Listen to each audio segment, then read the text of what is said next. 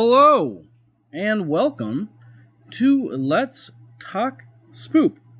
I'm your host, Don, and we are continuing our Halloween sort of marathon with Halloween 2, 1981, not the remake, which you can only currently access for free via Cinemax. I didn't even know that Cinemax had a streaming service, but now I know. And I got a temporary Cinemax account in order to bring you, my faithful viewers, my thoughts and opinions on a movie that is over almost 40 years old. Anyway, so, moving on. As per usual, we break down the spoopiness into 6 separate categories of story, acting, music, atmosphere, look, and creep. So let's go ahead and hop right into it. So, the story abruptly opens with Haddonfield, Illinois, October 31st, 1978, which essentially tells you that unique to this horror movie, not very many other horror movies tend to do this, the sequel literally takes place immediately following the first story. So like for instance, the Scream movies, the first Scream movie happens while they're in high school, I think they're juniors, and then the second Scream movie takes place freshman year of college. So there's at least a year gap in between those stories. Halloween 2 says none of that. We're going straight one horrible night, just continuing onward, because it's still Halloween. So that's kind of cool. We get a segue into the ending of number 1, like I was mentioning earlier. And then it starts, and then it moves over to Jason's POV, Michael's POV, as he's watching Dr. Loomis get into a car and freaking out about how Mike is not human. Mike starts murdering people, and then Laurie gets taken to the hospital. A person gets killed via car accident and immediately bursts into flames. Such hot flames that it apparently melts their gums, which gets mentioned later, but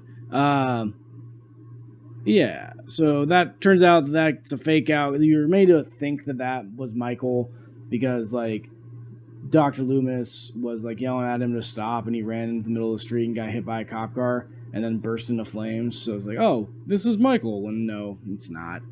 Wasn't a very successful fake out, but whatever. Anywho, Michael then finds his way to the hospital and proceeds to slowly murder his way through the hospital staff. We get an incredibly grainy reveal that Laurie is adopted, and then later on we get the spoiler, and you're gonna need to know this spoiler in order to watch the rest of my videos. But I will wait to give that spoiler until at the end of the video. So, overall, the story, 3 out of 5. It's not something that's amazing and spectacular, but for the time it was really well done. And it does have a few things that are unique about it. And then we have the spoiler, which will feed into every other Halloween movie following this one, with the exception of Halloween 3, Season of the Witch. Anyway, so 3 out of 5 for story. Acting.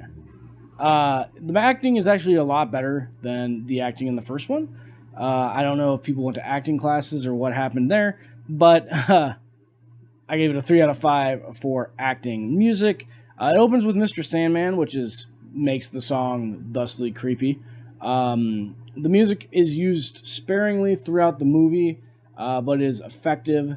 They bring back in the theme, like the Michael Myers theme, when he and Laurie face off against each other, and gave me chills just because it's so well done. So a 3 out of 5 for music. Atmosphere. Well, hospitals are creepy, naturally. So that helps with the atmosphere, but the real horror of this movie is how dumb these medical professionals are. So 2 out of 5 for atmosphere. The look, so lots of blood and some excessive fires.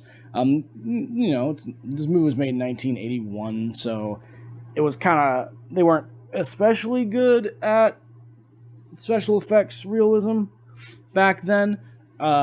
So I gave it a 2.5 out of 5 for look. And then finally we get to the creepiness factor.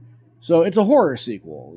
It's hard to maintain your creepiness from one movie to the next when you're making sequels, but there are a couple of good scenes. As I mentioned earlier, the bringing in his theme song when they were facing off was really good.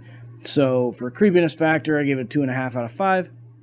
Tally up our scores, divide by 6, 2.6 out of 5 creepy skulls for Halloween 2 on Cinemax Go. And now for the spoiler. So if you have somehow managed to go your entire life without seeing the Halloween movies, and yet you are watching my channel, which is impressive, and I will give you credit for that, we get the spoiler review in reveal in Halloween 2 that Laurie Strode is actually Michael Myers' little sister. And this is important because if you haven't seen the other movies, or even if you have seen the other movies, with the exception of Halloween 3, that comes into play with the overarching storyline behind the Halloween story. I'm not going to go into the storyline in this episode. I may go into it 2 episodes from now when I do Halloween 4. We shall see. Thank you for listening to Let's Talk Spoop.